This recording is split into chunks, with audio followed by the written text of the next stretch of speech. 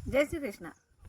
आओ बेना, आज आपा जो आषाढ़ मास में शुक्ल पक्ष में जो 11 है देवशयनी 11 वो की कथा का बारे में श्रवण किया रहा। देवशयनी 11 को देखो, जैसे निर्जला 11 को एक अपना महत्व है, अधिक मास की 2 11 को अपना एक महत्व है, वैसे ही देवशयनी 11 को भी अपना एक महत्व है। बड़ी जो 11 आ है वह देवशयनी 11 भी आ है।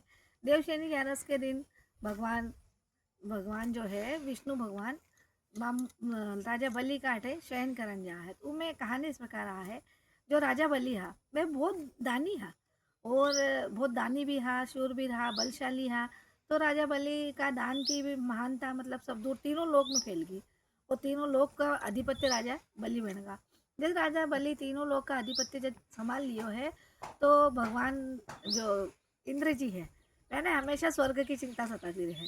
तो भगवान इंद्र ने स्वर्ग की चिंता सताने लगी। तो भगवान इंद्र और सब भगवान गया, भगवान इंद्र जब सब भगवान कन गया, केवल भगवान जी बोले राजा बलि जो है या का धर्म का कारण या की प्रतिष्ठा का कारण ये 3 लोक में मतलब अपनो राज्य स्थापित कर लियो है। तो आप बारी स्वर्ग की है, तो स्वर्ग पे आपको अधिपत्य स्थापित नहीं करे तो जी के लिए बोले भगवान अपन कहीं तो उपाय करनी पड़ेगी। तो फिर भगवान जी उन सब भगवान मंत्रणा करी और सब भगवान मंत्रणा करके भगवान विष्णु जी करने गया है। अब भगवान विष्णु की शरण में जाना का बात तो देखो कोई बात की कमी है ही नहीं। भगवान विष्णु की शरण में जब सब भगवान गया है और राजा बलि की सब पूरी मतलब महानता को जो और दान वीरता की जो व्याख्यान कराया है, तो भगवान विष्णु जी समझ गया कि भाई राजा बलि जो है वे बहुत दानी है। तो मैंने इस इको मतलब दान हुई हरा सका और कोई चीज़ है ना हराना की अपने जरूरत ही नहीं है। तो भगवान जब सब देवी देवताओं की आराधना पे भगवान विष्णु जी कहीं करे हुए छोटा सा वामन को रूप लियो। वामन भगवान जी ने बोले हैं, वामन पुराण के अनुसार वामन भगवान को रूप लियो।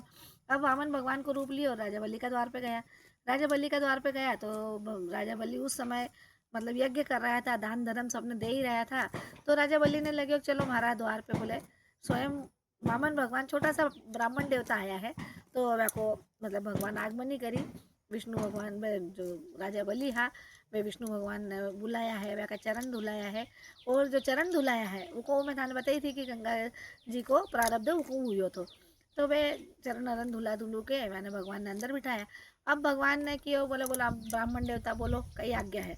तो ब्राह्मण देवता जो भगवान हा वे राजा बलि ने के बोले मैंने तो बोले ठाकर 3 पाँव धरती चाहिए, बोले और कुछ भी नहीं चाहिए।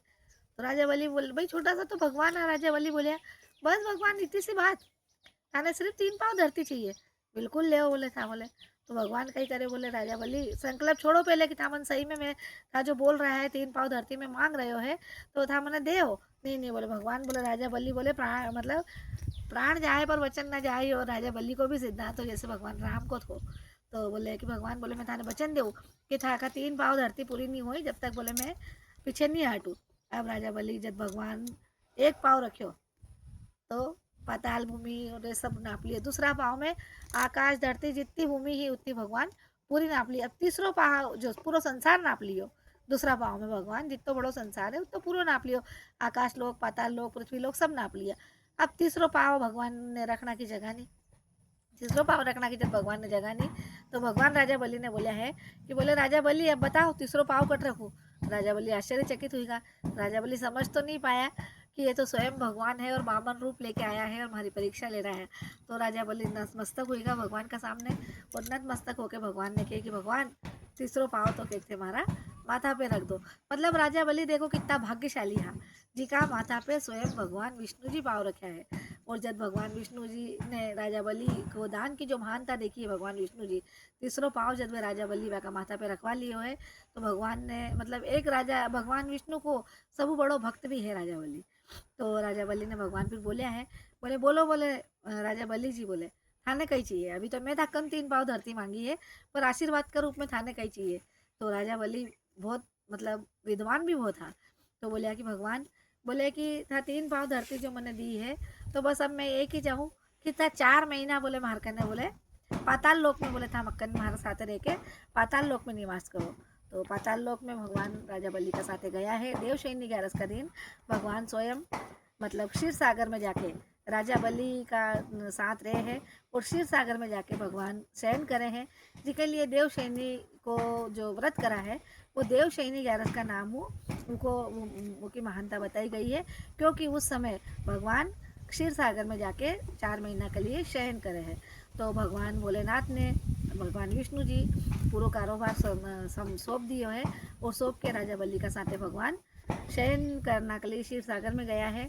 फिर जब भगवान ने क्षीर सागर में जब भगवान चलेगा है तो सबने बहुत चिंता हुई है, बहुत चिंता हुई। तो फिर पाची लक्ष्मी जी ने बताया जब जाके, फिर लक्ष्मी जी जो आप रक्षाबंधन को जो त्यौहार मनावा है, तो वो त्यौहार इसी का ही कारण मनाया जाया है क्योंकि राजा बलि ने जो माता लक्ष्मी जी है वे गरीब स्त्री को रूप लेके गया है और राजा बलि ने राखी बांधी है।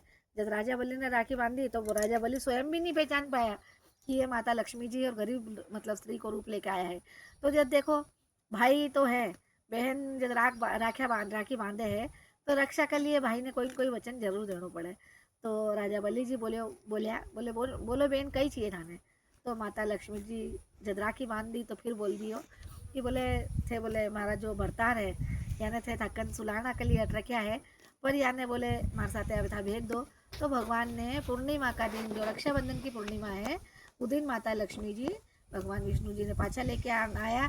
तो भगवान स्वयं राजा बलि ने रोक के वरदान दियो कि बोले मैं है नहीं 4 महीना देवशयनी 11 लगा के आषाढ़ मास की शुक्ल पक्ष की 11 को लगा के कार्तिक मास की शुक्ल पक्ष की 11 तक ठाका हटे ही क्षीर सागर में शयन करूँ और थे हमारी सेवा करो। तो अपने देवशयनी 11 भगवान विष्णु का नाम मनाना चाहिए। और देवशयनी 11 का दिन जितो ज़्यादा दान धर्म पुण्य अपना बने है। देखो 4 महीना तो आप कराई है, पर भगवान सोता सोता भी भगवान को दान धर्म पुण्य या निमित्त जितो करो वो अक्षय गुना मतलब पुण्य की अपना प्राप्ति होए। देवशयनी 11 का दिन ज़्यादा से ज़्यादा धर्म करना चाहिए, रात जागरण करना चाहिए, भगवान को ओम नमो भगवते वासुदेवाय नमो को दिन भर जाप करना चाहिए और अपना मोक्ष के लिए भगवान को आराधना करना चाहिए। बोलो राधे राधे।